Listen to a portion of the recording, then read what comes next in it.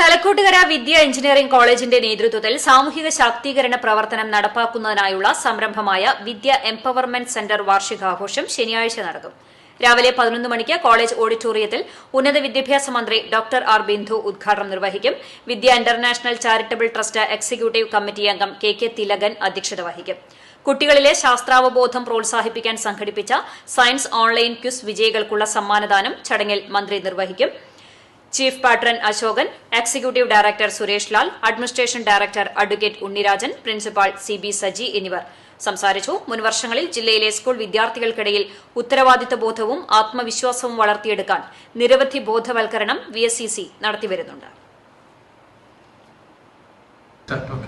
വിദ്യ international charitable ട്രസ്റ്റിന്റെ ഒരു സംരംഭമായ വിദ്യ സോഷ്യൽ എംപവർമെന്റ് സെന്റർ വിദ്യാർത്ഥികൾക്ക് ഒരു വ്യക്തി എന്ന നിലയിലും സമൂഹത്തിലെ അംഗമെന്ന നിലയിലും